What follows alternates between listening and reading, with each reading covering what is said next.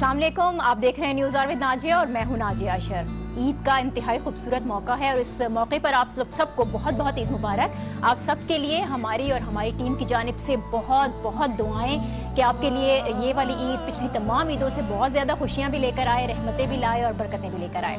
क्योंकि आज ईद का दिन है तो इसी की मुनासबत से आज न्यूज़ आवर का जो ये शो है हमने काफ़ी मुख्तलिफ तरीके से प्लान किया है। खबरों और उन पर जो तबसरों का सिलसिला होता है वो तो पूरा साल ही चलता रहता है यहाँ पर, लेकिन आज का ख़ास दिन है तो इसीलिए इस खुशी के मौके पर आपको कुछ ख़ास मेहमानों से मिलवाएंगे जो इस बार पूरा रमज़ान हमारे साथ रहे हैं। अब ईद वाले दिन भी हमने उनको नहीं छोड़ा है और आज भी वो हमारे साथ हमारे स्टूडियोज़ में मौजूद हैं। सादिया इमाम एक्टर हैं, मॉडल हैं और टेलीविजन होस्ट करती रही हैं और कुछ करती रही और डॉक्टर ज़ुबैर अहमद साहब आपके साथ भी एक बहुत पुराना ताल्लुक़ है, आज टीवी के साथ रहे हैं। ईद का दिन बहुत बहुत ईद मुबारक आपको भी बहुत बहुत। कैसी ईद गुजर रही है आपकी? ईद तो बस ये कि क्योंकि मियाँ जब हाजिर हो जाएं सर के ऊपर तो आप समझ लें कैसी ईद गुजर रही है, क्योंकि कल रात को ही अदनान पहुँचे हैं तो बस अब वो एक पहला पूरा महीने का स्ट्रेस और अब मियाँ वाला स्ट्रेस शुरू हो चुका है कि ये चीज़ें टाइम पर हो, खाना टाइम पर हो, नाश्ता प्रॉपर होना चाहिए और ईद के दिन ही काम क्यों रख लिया तुमने, तो वो एक बड़ा स्ट्रेस हो जाता है। ये वैसे उनका ये गिला ये शिकवा भी सही है क्योंकि पूरा रमज़ान आपने काम किया और उसके बाद एक का ईद का दिन है, वो तो कम से कम घर वालों को दें। ज़ुबैर साहब आपका ईद का दिन कैसे गुजरता है, क्या मसरूफियात होती हैं? बिस्मिल्लाहिर्रहमानिर्रहीम। सबसे पहले आपको और आज टेलीविज़न की जानिब से और उनके तवस्सुत से तमाम अहलियान इस्लाम को और पूरे मुसलमानों को ईद मुबारक।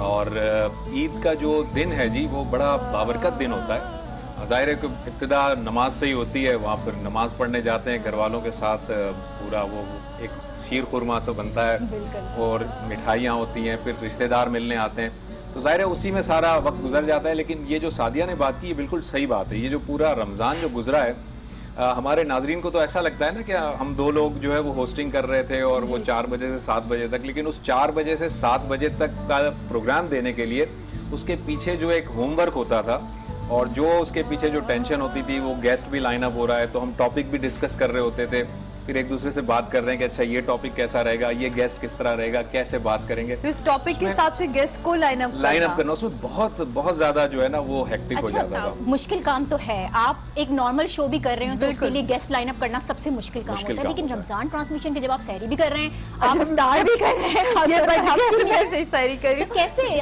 खवातीन के लिए तो वैसे ही बहुत मुश्किल होता है, घर को भी देखना, काम भी करना, लेकिन ऐसे वक्त में डबल। मैं ब्लेस्ड हूँ थोड़ी सी अपने घर के माहौल की वजह से कि मुझे एक तो अच्छे नौकर मिले, जिनको मैं नौकर कभी नहीं कहती, वो मेरी फैमिली का हिस्सा है। उनमें अशफाक भाई जो मेरे ड्राइवर हैं, लेकिन वो मेरे चौथे भाई हैं। मेरे वैसे सगे 3 भाई हैं, लेकिन मैं हमेशा कहती हूँ वो मेरे चौथे भाई हैं।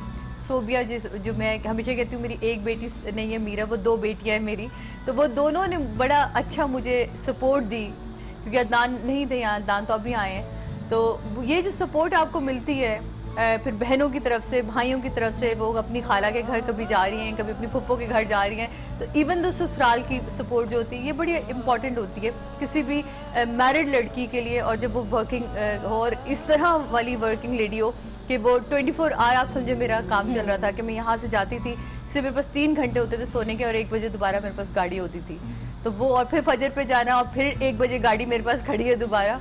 तो बस ये कहते हैं कि वो मुझे लगता है ऐसा कि ये नौकरी है, अल्लाह किसी किसी के नसीब में रखता है, वरना 22 करोड़ की आवाम है कि कोई भी कर सकता था। आज न्यूज़ की ईमानदारी के साथ अपनी जो भी नौकरी है उसको किया जाए। मुश्किल काम था, अब तो सरंजाम हो चुका है, रमज़ान गुजर चुके हैं, लाइफ नॉर्मल हो जाएगी। ज़ुबैर साहब, ख़वातीन के लिए तो जाहिर है मुश्किल एक अमल था, आपकी रूटीन क्या होती थी, किस तरह से मैनेज करते थे? मैं बेसिकली एक निजी यूनिवर्सिटी के अंदर पढ़ाता हूँ, तो मेरा ये होता था कि चूँकि मेरी शहरी ट्रांसमिशन मेरी जिम्मेदारियाँ नहीं थी, तो हम लोग जब इफ्तार करके निकलते थे यहाँ से तकरीबन कोई 8 बजे तक या 7:45 तक हम यहाँ से चले जाते थे। उसके बाद नमाज वगैरह पढ़ के फिर मैं तो सो जाता था और फिर फजर के बाद जो है फिर मैं अपने ऑफिस के लिए निकलता था, तो तकरीबन कोई 12 बजे तक 12:30 तक मैं अपने ऑफिस से वापस आ जाता था। उसके बाद फिर यहाँ की तैयारी होती थी, फिर टॉपिक के लिए कुछ होमवर्क करना, फिर हमने एक सेगमेंट रखा था जिसमें हम सीरतुन नबी बयान करते थे। जी जी। तो वो सीरतुन नबी वाक़या निकालना या कोई कुरान की रेलिवेंट आयात निकालना, बस वो होमवर्क होता था।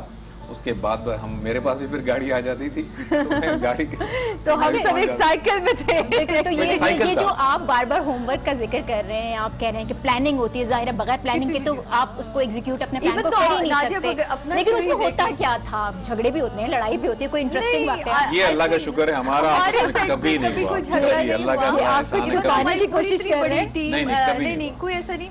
मैंने बहुत सारी चीजें देखी, मैंने बड़ी बड़ी टीम्स के साथ काम किया है। सिर्फ ये मेरी पहली ट्रांसमिशन नहीं रमज़ान की, मैंने इससे पहले इससे बड़ी ट्रांसमिशन में काम किया। नहीं होता, मेरा ख्याल है कि इस की रहमत ही अलग होती है इस रमज़ान की। और फिर सब रोज़ेदार थे, तो वो जो एक रोज़े की अपनी अहमियत को भी समझना, देखें जब तक आप खुद उसकी रूह को नहीं समझेंगे तो आप वो मैसेज भी किसी को नहीं पहुँचा सकते।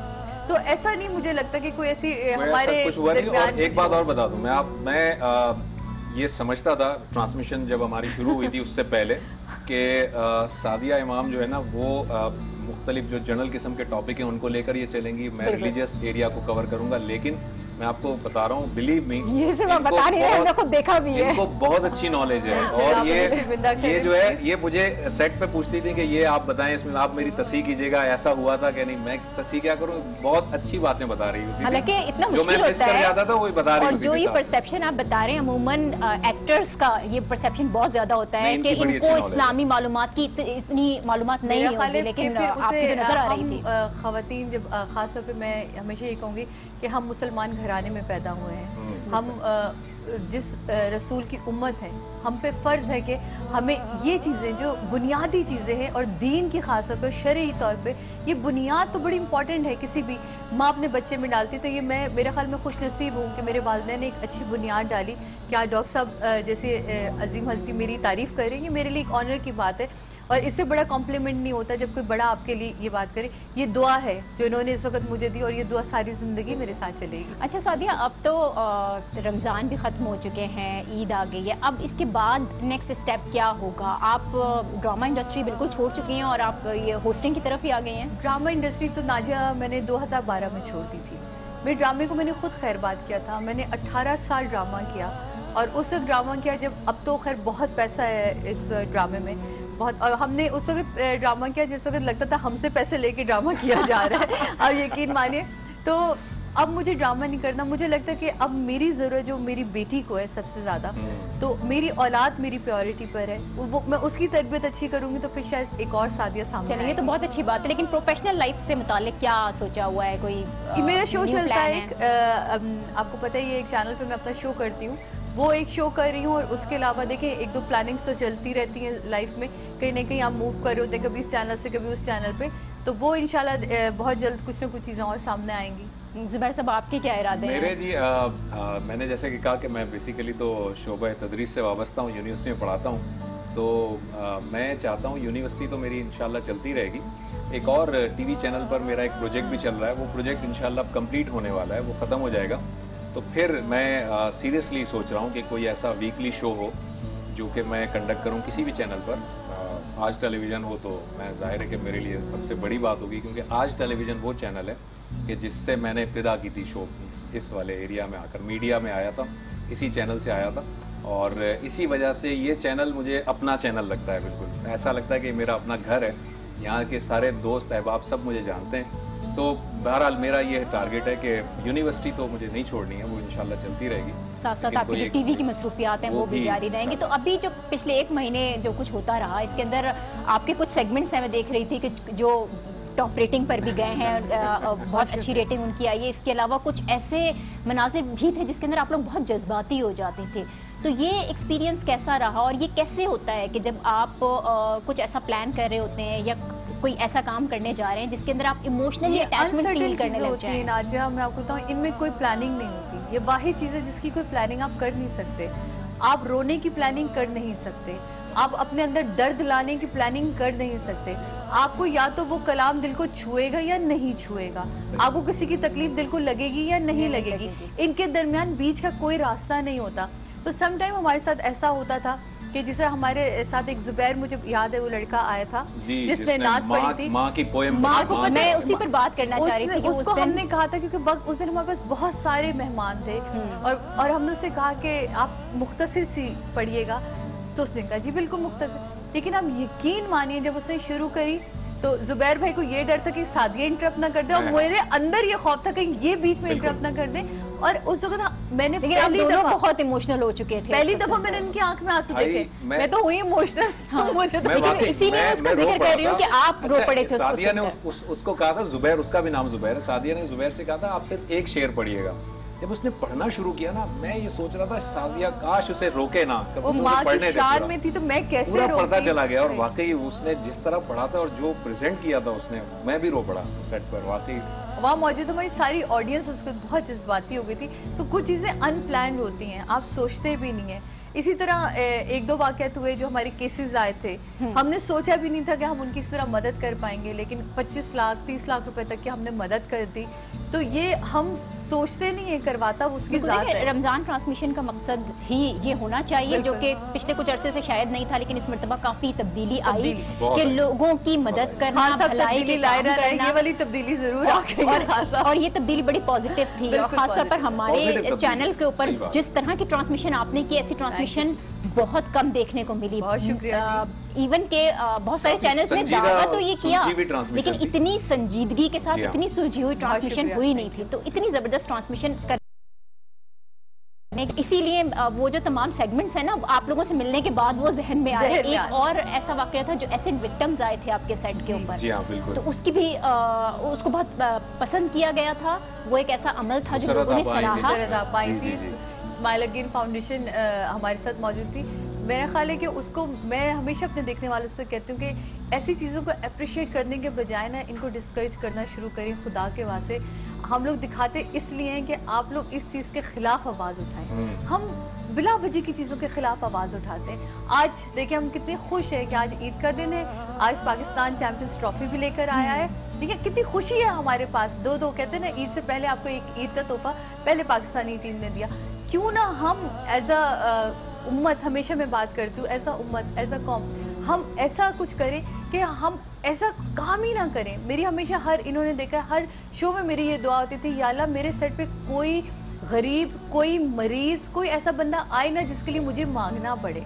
काश ऐसा एक दिन हो जाए मेरे लिए सबसे खूबसूरत। ये तो बहुत खूबसूरत सोच है। अभी जिस तरह से आप बात कर रही थी ना अच्छी खबरों की, तो हम पर बड़ी ये तनकीद की जाती है, आप लोगों पर भी की जाती होगी, क्योंकि जब आप लोग शोज़ कर रहे होते हैं, तो जिस तरह के शोज़ कर रहे होते हैं, जिस तरह की पब्लिक आ रही होती है, जो रिस्पांस आ रहा होता है, तो उसमें ये कहा जाता है कि आप हमेशा बुरी खबरें देते हैं, या आप हमेशा नेगेटिव जो पहलू है माशरे का वो दिखा रहे होते हैं। तो हम भी पॉजिटिव चीज़ें दिखाना चाहते हैं। पाकिस्तान की जीत के ऊपर जिस तरह का जश्न इस कौम ने मनाया है वो उसकी निशानी है, लेकिन हमें वो अच्छी खबरें मिलना शुरू हो जाएं, और वो वक्त आ रहा है कि हमें वो अच्छी खबरें मिल रही हैं। तो हम किस तरह से अपने प्रोग्राम्स के अंदर, चाहे वो आपका प्रोग्राम हो या आपका प्रोग्राम, ये जो पॉजिटिव मैसेज होता है ये आवाम तक किस तरह से पहुंचा सकते हैं? देखिए, पॉजिटिव मैसेज पहुंचाने के लिए बिल्कुल यही बात है कि आप पॉजिटिविटी को बढ़ाएंगे, पॉजिटिव खबरें तो देंगे, लेकिन माशरे की जो बुराइयां हैं, माशरे की जो कमजोरियां हैं, उनकी निशानदेही जरूरी है। उनको छुपा नहीं छुपा सकते, लेकिन निशानदेही करने का एक तरीका होता है ना अपना, कि आप माशरे की बुराई को इस तरह से प्रेजेंट करें कि उससे मुआशरा लेसन तो ले, उससे उसे एंजॉय ना करे, उसे लेसन ले। वो एक बड़ा किसी ने कहा था कि दुख भी बांटिए और खुशियां भी बांटिए। दुख बांटने से कम होते हैं और खुशियां बांटने से बढ़ती हैं। तो दोनों बांटें आप खुशियां भी दिखाएं, शेयर करें ताकि लोग खुश हों, और जब दुख दिखाएं तो इसलिए दिखाएं ताकि लोग उससे कोई नसीहत हासिल करें, कोई मैसेज लें, ना कि उसे एंजॉय करें। एंजॉय करने के लिए हम किसी का दुख नहीं दिखा सकते और ना दिखाना चाहिए। चलें, खुशियां बांटने की बात हो रही है, अब हम बहुत संजीदगी की तरफ चले गए, वापस आ जाते हैं ईद की तरफ ही। ये खुशियां घर वालों में कैसे बांटी जाए? हम जैसे प्रोफेशनल लोग जो पूरा रमजान हमने ऑफिस के अंदर गुजार दिया, बच्चों की खुशियां तो ईदी से हैं, बस उनको तो ईदी चाहिए, उनको ईदी मिल गई तो उनको तो हमें तो ईदी चाहिए। आपको पता है मैंने आज जुबैर भाई से ईदी ली है। मैंने ईदी देके ईदी दे दे भाई प्लीज, ये तो ईदी तो नहीं, चले बच्चों को तो ईदी से मना लेते हैं, बाकी बहन भाइयों को, रिश्तेदारों को, उनसे भी मिलना होता है, उनसे मुलाकात करनी होती है। साइकिल बनेगा भी। मैं तो इसमें बल्कि ये भी एक मैसेज दूंगा कि घर वालों से हम मिलते हैं और रिश्तेदारों से, दोस्तों से मिलते हैं, तो ये जो मिलना होता है ना, ये रस्मी मिलना नहीं होना चाहिए। मिलना होता है तो इसके लिए दिल साफ भी कर लीजिए, वाकई मिलिए, क्योंकि जो रिश्ते काटता है ना उस पर अल्लाह ताला रहमत नहीं बरसाता। आप रिश्ते कटे हुए रिश्तों को जोड़ने की कोशिश कीजिए, और इस ईद में जब भी किसी से गले मिलें, जब भी किसी से मिलें, तो ये तय कर लें, ये सोच लें कि जी हमारा और इसका जो गिला है, जो कीना है, जो रंजिश है, वो ख़त्म हो गई है। यहाँ मैं एक चीज़ ज़रूर ज़ुबैर भाई, जैसे आपने ईद की बात की ना, जब ईद की नमाज़ पढ़ के निकलते हैं सब लोग, तो हम लोग जहाँ रहते थे तो हमारे सामने एक जामा मस्जिद थी, जहाँ ईद की नमाज़ हुआ करती थी। तो मैं अक्सर खिड़की से, छोटे की बात है लेकिन इतनी छोटे की भी नहीं है कि मैं भूल जाऊँ इस बात को, तो ये बात मेरे जहन में है कि जब लोग निकलते थे सब अपने आपस में गले मिलते थे, जो वहाँ खड़े गार्ड थे उनसे कोई ईद नहीं मिलता था। तो मैं हमेशा कहती हूँ जो वो खड़े गार्ड हैं आज उनकी भी ईद है, उनसे भी आप ईद मिले, क्योंकि उनसे मिलने वाला इस वक्त कोई नहीं, वो आपकी हिफाजत के लिए तैनात है। तो मेरा ख्याल है कि उनका हक भी, जिनके हकूक़ है वो पूरा करें। घर वालों को हम मनाते रहते हैं, वो मान जाते हैं। हमारे घर की एक रूटीन बनी हुई है कि फर्स्ट डे, अब आलिया के घर भी हम जाएंगे, वहाँ ब्रेकफास्ट है, बड़ी बहन के घर हमारा लंच होता है, फिर मेरा ससुराल का एक वो शुरू हो जाता है शाम से, फिर सेकंड डे मेरे भाई के घर पे हम सब बहन भाई वन डिश रखते हैं, तो हम सब वहाँ पहुँचते हैं। तो क्या होता है कि किसी एक पे बर्डन भी नहीं पड़ता और दस्तरखान भी बड़ा हो जाता है, तो इसमें सबकी मोहब्बतें भी शामिल, वो वन डिश होती है। सब अपने घर से एक डिश लेकर आते हैं, तो वो बड़ा अच्छा होता है। और फिर वहाँ डबल ईदी बढ़ती है, क्योंकि एक तो ईद के दिन होती है, फिर सब कहते हैं हाँ भाई ईद ईद ईद ईद, तो वो फिर हमने भी लिफाफे अलग अलग किए होते हैं कि डबल ईदी वाले। सही। चलिए, ये अपनी खानदानी रिवायत होती हैं, और कुछ खानदान ऐसे होते हैं जो खुद ही सेट कर लेते हैं कि हमें ये करना है। हाँ। जुबैर साहब, लेकिन मर्द हजरात का तो ये होता है कि वो ये कहते हैं कि बस नमाज पढ़ी और उसके बाद जाकर सो जाना है, तो बाकी सारे काम तो खवातीन कर रही होती हैं। तो फिर आप किस तरह से जाकर मुलाकात कर रहे हैं? ये मैं बिल्कुल कतई डिफेंड नहीं करूंगा मर्दों को, ये ऐसा होता है, आप सही कह रही हैं। वो ये होता है कि जी हम इतने महीनों में थके हुए हैं, तो अब ज़रा थोड़ा सा टाइम मिला है तो हम सो जाएं। लेकिन मेरा ख्याल है कि अगर ये मर्द करते भी हैं, कभी कभी मैं भी करता हूँ ऐसा, तो ये एक गलत है, क्योंकि जाहिर है कि वो उस वक्त जो ईद का एक समा होता है, ईद की अपनी एक वाकई अपनी एक बरकत होती है, इसमें कोई शक नहीं है। और जो खवातीन हैं उनको तो छुट्टी नहीं मिलती, वो काम ही करती रहती हैं। ये एक बड़ी बात, ये एक खवातीन के लिए बड़ी ग्रेटनेस तमाम खवातीन की, और जाहिर है उसका नेमुल बदल तो कोई नहीं हो सकता। लेकिन मैं ये समझता हूँ कि खवातीन अपनी ड्यूटी ज़रूर सरअंजाम देती हैं, लेकिन मर्द हजरात जो है ना, वो जो कमा कर लाते हैं, जो मेहनत करते हैं, उसी की वजह से जाहिर है कि ये सारी चीज़ें होती हैं। बट सुबह का जो वक्त है उसे जो है ना वो मिलकर एंजॉय करना चाहिए, वो जो सोने में गुजर जाता है वो ठीक नहीं है। बहुत शुक्रिया जुबैर साहब आपका। सादिया आपका बहुत शुक्रिया, ईद वाले दिन आप लोग हमारे साथ आए और हमारे साथ आकर ईद की खुशियाँ हमसे हमारे साथ शेयर की। एक ब्रेक हम यहाँ पर ले रहे हैं, और इस ब्रेक के बाद हमें स्टूडियोज़ में और भी कुछ खास मेहमान ज्वाइन करने वाले हैं। कहीं मत जाइएगा, देखते रहिए news hour with Nazia.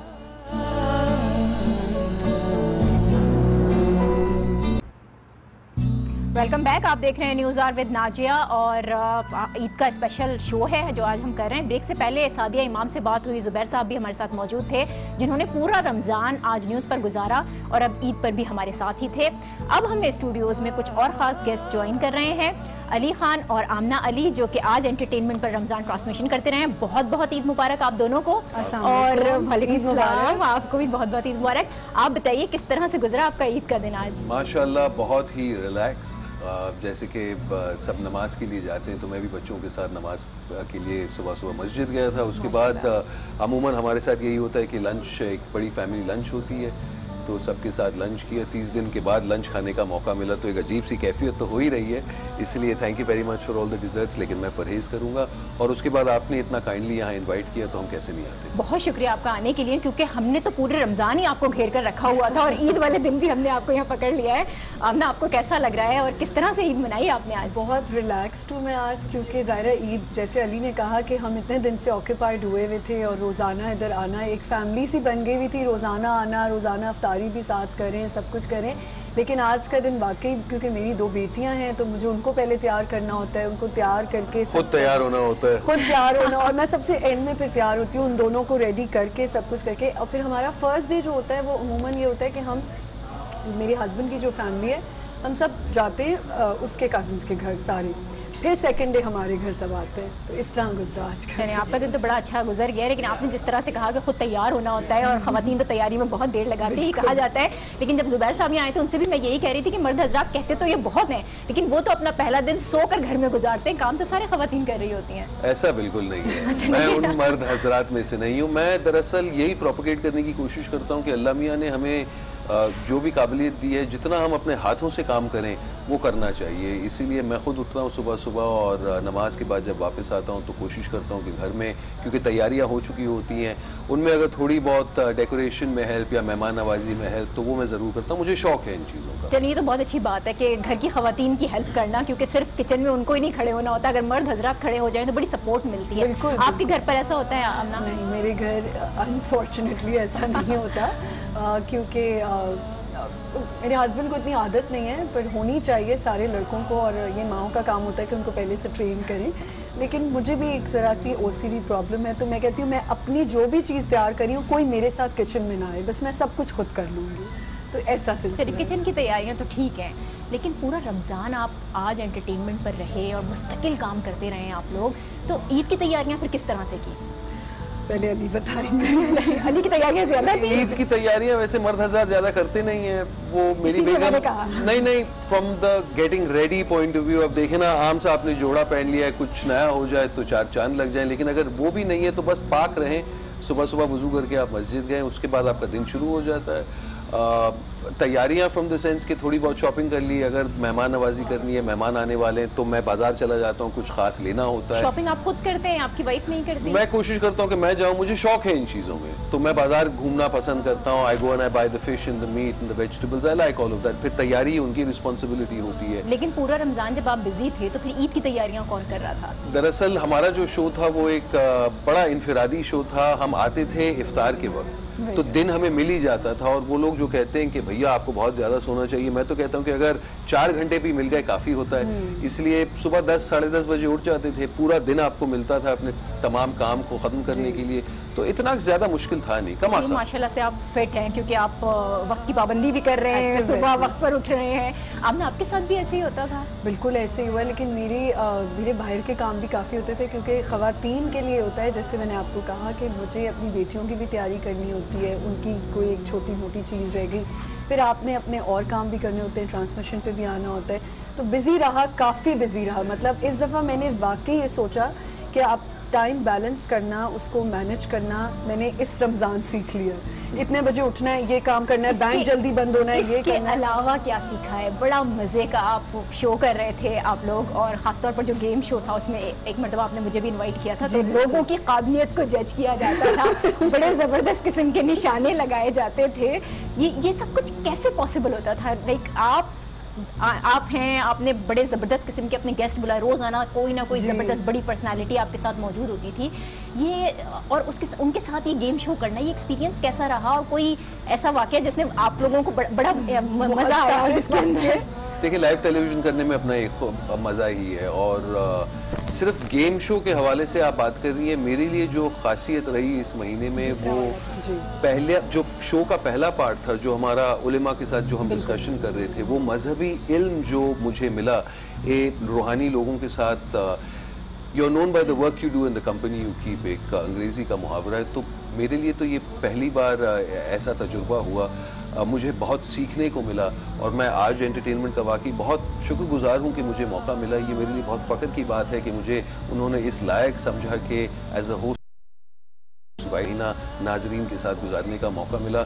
So really for me Eid जल्दी आई। It was like a fantastic present that the almighty had bestowed upon me. और गेम शो एक सेगमेंट था, वो भी अपने आप बहुत ही इंटरेस्टिंग था, मज़ेदार था, लाइवली हुआ करता था, लेकिन उसके पहले का जो सेगमेंट था मेरे लिए वो बहुत ही बिल्कुल आपने उसका जिक्र पहले कर दिया। मैं ज़रा गेम शो के बाद उसी मौजू पर, जो आपने कहा कि अमूमन तासुर ये होता है कि जो अदाकार हैं, मॉडल्स हैं, एक्ट्रेसेस हैं, उनका परसेप्शन ये बना हुआ होता है कि शायद इनको इस्लामी मालूमात इतनी ज़्यादा नहीं है, लेकिन उस तासुर से निकल कर आना, और फिर जिस तरह आपकी तो लर्निंग बहुत अच्छी रही, माशाल्लाह से आप कर भी बहुत अच्छा रहे थे शो, कितना मुश्किल था उसको टैकल करना? क्योंकि इस्लामी मालूमात ठीक है, आपको सीखने का तो मौका मिलता है, लेकिन आपको प्रेजेंट भी करना, एक होस्ट को अपने आप को प्रेजेंट करना होता है, तो वो जो मरहला था वो आपने किस तरह से गुजारा? सबसे पहले तो ये जो अल्फाज आप यूज़ करती हैं मुश्किल, ज़िंदगी में कोई चीज़ मुश्किल नहीं होती। कम आसान is a better word which I tend to use. मैं अपने शो में भी इस्तेमाल कर रहा था। आप भी बहुत कुछ सीख रहे हो। हाँ जी, तो मुश्किल कुछ चीज़ नहीं है, आप बस अल्लाह का नाम लें, और दे से you have to dive into the deep and to learn how to swim. हमारे साथ भी वही हुआ। हमारी जो बैकअप टीम थी, जो कंटेंट हमें पेश करके दे रहे थे, उन्होंने बड़ी मेहनत की, हमारे सारी टीम ने बड़ी मेहनत की, तो एक सपोर्ट सिस्टम बना हुआ था। बस यही था कि थोड़ा बहुत आप अपने घर पर आने से पहले थोड़ा बहुत रिवीजन कर लें, ताकि जब आप सेट पर आते थे और कैमरा के सामने आते थे थोड़ी बहुत आपको जानकारी थी। बाकी तो ऑन द सेट सीखने को मिला, और वही इस शो की खासियत थी। एक ब्रेक ले रहे हैं अभी हम, और इस ब्रेक के बाद अली और आमना के साथ गुफ्तगू का सिलसिला जारी रहेगा। देखते रहिए news hour with Nazia.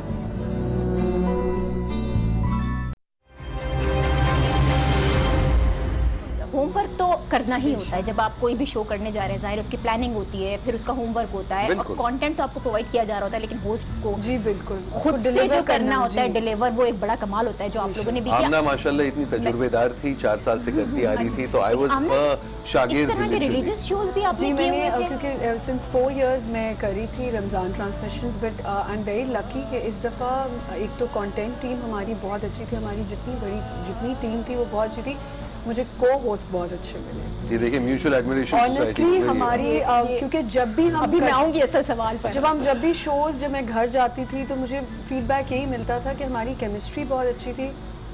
Ali और मैंने एक दूसरे के साथ बहुत ज़्यादा ख्याल करके, अली से ये चीज़ सीखी कि रिहर्सल्स मैंने एक चीज़ बहुत अच्छी सीखी कि मैं एक्टिंग में अभी इतनी आई नहीं हूँ, पर जो हमें पढ़ना होता था कि हमने क्या आगे करना है, आज कंटेंट क्या है, उससे मैंने ये चीज़ एक इनसे बहुत अच्छी सीखी है कि उसको अगर आप अच्छे से सही से पढ़ लो तो फिर आपको कोई मुश्किल नहीं होती। तो ये आप एक दूसरे के साथ जो म्यूचुअल अंडरस्टैंडिंग से काम किया और एक दूसरे से सीखा, ये बात तो ठीक है, लेकिन जब आप साथ काम कर रहे होते हैं तो कुछ ना कुछ तो होता है, कोई फाइट, कोई काम के ऊपर लड़ना तो बड़ी अच्छी बात होती है, एक हेल्दी कंपटीशन होता है, कभी कुछ हुआ है ऐसा? जो काम पर लड़ते हैं वो इनसिक्योर होते हैं मेरे हिसाब से, और जब इनसिक्योरिटी बेहतर करने के लिए भी तो कुछ ना कुछ आर्गुमेंट तो होता है ना। चलिए फाइट मैं उसके लिए लफ्ज इस्तेमाल नहीं करूंगी, लेकिन argument I think positive criticism is the right way to describe. और अगर आप पॉजिटिवली किसी चीज़ को लेते हैं, और अगर किसी की कोई कुछ चीज़ समझ नहीं पाता तो पॉजिटिवली अगर आप उसे समझाने की कोशिश करें, तो अगला बंदा मैच्योर इनफ अगर होता है तो वो फौरन आपका इशारा समझ जाते हैं और फिर अपने आप को इम्प्रूव करना चाहते हैं। ठीक, इसका मतलब है कि आपस की अंडरस्टैंडिंग हमारी कभी भी अली ने अगर मुझे कोई बात बोली भी है तो आई डोंट नो, ये बताएंगे बेहतर, बट मैं हर बात हंस के भी वो कर देती हूँ, और मैंने कभी इस चीज़ को अपनी अना का मसला नहीं बनाया। आपका पसंदीदा सेगमेंट कौन सा था? ये सारी चीज़ें आप लोग कर रहे थे। मुझे सच में मैं आपको बताऊँ, शायद ये लोगों को फेक बात लगे, लेकिन जो उलमा वाला सेगमेंट होता था वो भी मुझे फेवरेट हमारा इसलिए होता था कि बहुत, आप यकीन करें नाजिया, बहुत कुछ अच्छा सुनने को मिलता है और सीखने को मिलता है। और फिर एक सेगमेंट हमारा जो बात का होता था जिसमें हम सबसे स्पेलिंग्स पूछते थे, उसमें मैं एक दिन फंस गई। वैसे की बहुत बुरी बात है आप, लेकिन उससे बहुत कुछ पता चला, फ्लैग्स और ये, और माशाल्लाह अली की नॉलेज तो बहुत ज़्यादा है। ऐसी कोई बात नहीं है, बिल्कुल ऐसी बात है। और एक दिन मेरे से स्पेलिंग में गलती हुई, कंटेंट तो पहले से तैयार होता है। और उसके अलावा हमने ये देखा कि जो और भी लोग आते हैं उससे, देखिए आप शोज बहुत सारे देखते हो, लेकिन आपको कौन सा शो एजुकेट कर रहा है, ये बहुत बड़ी बात है। देखिए जिस तरह हम इल्म हासिल कर रहे थे, उसी तरह हमारी कंटेंट टीम की कोशिश थी कि हम साथ में इल्म बांटें, लोगों को सिखाने की ये बहुत अच्छी बात है, क्योंकि हमारे यहाँ जो एक ट्रेंड बना हुआ था, जिस तरह की ट्रांसमिशंस हो रही थी उन पर बड़ी तनकीद भी की जा रही थी, और वो इस तरह का की चीज़ें प्रोड्यूस हो रही थी जो माशरे के लिए बेहतर नहीं थी। ख़ास तौर पर हमारे यहाँ जो ट्रांसमिशंस हुई, दूसरे चैनल्स पर भी हुई, लेकिन आज टीवी की मैं बात करूँगी कि हमारे यहाँ जो ट्रांसमिशंस हुई, आप लोग जो ट्रांसमिशन कर रहे थे बहुत संजीदगी के साथ, बहुत सुलझाव के साथ अच्छी ट्रांसमिशन पेश करने की कोशिश की गई, जिसमें मालूमात बहुत ज़्यादा थी। जिस तरह से आप कह रहे हैं कि आप दोनों की मालूमात में इजाफा हुआ, इसी तरह और नाजिया फ़ौरन जो फीडबैक आपको ऑडियंस से मिलती है वो उससे पता चल जाता है कि ऑडियंस जो है वो इसी तरह की शोज़ देखना पसंद भी करते हैं। सबने कहा कि ये एक बहुत डिसेंट ट्रांसमिशन है, जो गुफ्तगू हो रही थी वो गुफ्तगू में उन्हें बड़ा मज़ा आ रहा था, क्योंकि उन्हें भी सीखने को मौका मिल रहा था, तो ये हमारे लिए वाकई काबिल तारीफ़ की बात थी। तो सबसे अच्छा रिस्पांस आपको फीडबैक वो क्या मिला है, पब्लिक की तरफ से भी और अपने घर वालों की तरफ से भी? घर वालों की तरफ से ये कि बहुत डिसेंट शो है, जैसे आपने कहा कि डिसेंट बहुत है, अच्छा शो है, और ज़ाहिर है जो अपने घर वाले देख रहे थे वो तो अपने ही शो की हमारी तारीफ़ करेंगे, बट औरों ने यही बात की कि आप लोगों का बहुत स्मूथ एक ट्रांसमिशन है। आई एम श्योर और भी ट्रांसमिशंस अच्छी हो रही होंगी, हमें टाइम नहीं मिला इतना। ऑन अ पर्सनल नोट मैं ये कहना चाहूँगा कि क्योंकि पहली बार मैं ये कर रहा था, तो पर्सनली जो मुझे फील हुआ है, जहाँ तक मेरी पर्सनैलिटी में चेंज आई है, वो बहुत ज़्यादा हुई है। जो रूहानी तालीम और जिस किस्म की नरमी से गुफ्तगू हुई है, पर्सनली वो मुझे दिल पर बड़ा असर पड़ा। और मैं कोशिश करूँगा कि ना सिर्फ रमज़ान के महीने में बल्कि आगे चल के भी मैं इसी तरह इसको अपनी ज़िंदगी में इम्प्लीमेंट करने की कोशिश करूँगा। बिल्कुल। तो अब रमज़ान का इख्तिताम हुआ है, ईद भी आ गई है, अब आगे के क्या प्लान्स हैं? आप तो माशाल्लाह से बहुत बिजी रहते हैं। अब प्रोफेशनल लाइफ के अंदर हॉलीवुड में भी काम किया, बॉलीवुड में भी काम किया, पाकिस्तान में भी एक अरसे से काम कर रहे हैं, तो अब नेक्स्ट प्रोजेक्ट्स क्या हैं? जो मजदूरी देगा जी मैं चला जाऊंगा। काफ़ी इंटरेस्टिंग प्रोजेक्ट्स हैं। एक तो अभी एक अमेरिका में फिल्म करके आया हूँ, it's very interesting film called the Valley, San Francisco में शूट किया है। That film is doing the rounds of all the international film festivals. तो अभी लॉन्ग आइलैंड में था, अभी मैड्रिड इंटरनेशनल फेस्टिवल में जा रहा है, फिर इंशाल्लाह टोरंटो में। तो कोशिश यही होगी कि अगर वक्त निकाल सकूँ फिल्म के साथ ट्रैवल करूँ, क्योंकि काम तो आप कर लेते हैं लेकिन उसके बाद फिर आप उस काम से थोड़ा सा महरूम हो जाते हैं, और वो अच्छी बात नहीं है। क्योंकि जिस वक्त आपने काम किया उस वक्त आपने इतनी एनर्जी दी है, तो आप पर बनता है कि बाद में भी उसी फिल्म को प्रमोट करने के लिए आप थोड़ा सा वक्त अपना निकालें। तो एक तो वो है, और फिल्म है, टीवी है, फिर ये ट्रांसमिशंस या मॉर्निंग शोज, डिफरेंट शोज होते हैं अमूमन। अब तो जो हमारे बड़े एक्टर्स भी हैं वो भी शोज की तरफ ही आ रहे हैं। तो आपके कुछ ऐसे प्लान्स हैं किसी बड़े गेम शो का हिस्सा बनना? नहीं जी, इस वक्त क्योंकि ये एक ज़िंदगी का पहलू है। एज इनफरादी आई एम एन एक्टर। सबसे ज़्यादा मुझे कोई कैरेक्टर पोर्ट्रे करने में मज़ा आता है। अली खान जो कैरेक्टर है वो लोगों को दिखा चुका हूँ, लोग जानते हैं। कोशिश यही है कि जब तक अल्लाह मियाँ आपको काम दे रहा है, जब तक उम्र आपके साथ है, ज़्यादा से ज़्यादा as a body of work आप क्रिएट करने की कोशिश करें, क्योंकि that's what you are known as. तो इस वक्त कंसंट्रेशन मेरी वही है। 2-4 फिल्मों की बात हो रही है, बाहर मुल्कों में 2-4 प्रोजेक्ट्स हो रहे हैं, इंटरेस्टिंग प्रोजेक्ट्स हैं, तो मैं तवज्जो वहीं देता हूँ। ठीक है। आमना, आप अब क्या इरादा रखती हैं? ईद खत्म हो चुकी है, कुछ और जानना है? ड्रामा इंडस्ट्री की कुछ दिनों में ट्रैवलिंग है मेरी, और आमना तो शायद कल रात से ही कहीं जा रही है। अच्छा, तो मैं अपनी बेटियों के साथ जा रही हूँ। उसके बाद जब आऊँगी तो देखूँगी अल्लाह मियाँ ने अगर कुछ लिखा होगा तो स्टार्ट कर लूँगी। बहुत शुक्रिया आमना आपका। अली खान आपका भी बहुत शुक्रिया कि आप पूरा रमज़ान तो हमारे साथ थे ही, ईद के ये जो खुशियों के लम्हात थे ये भी हमारे साथ आपने शेयर किया, खासतौर पर हमारे स्टूडियोज में तशरीफ लेकर आए। बहुत शुक्रिया, आपने और मेरा दिल ईद वाले में खुश कर दिया ये कॉम्प्लीमेंट्स देके। बहुत शुक्रिया आप दोनों का। ईद के इंतहाई खूबसूरत लम्हात हमारे साथ गुजारने का आप लोगों का भी बहुत शुक्रिया। ईद खुशियाँ बांटने का नाम है, इन खुशियों को अपनों में भी बांटिए, अपनों का और आपके इर्द गिर्द जो लोग हैं उनका बहुत बहुत ख्याल रखिए और खुश रहिए। आपसे फिर मुलाकात होगी न्यूज़ आवर विद नाजिया में। अल्लाह हाफिज़। हमारे पास वक्त नहीं है। तुम जब डेमोन्स्ट्रेशन करने जाओगे तो मांगोगे क्या? Radical Islamic terrorists, German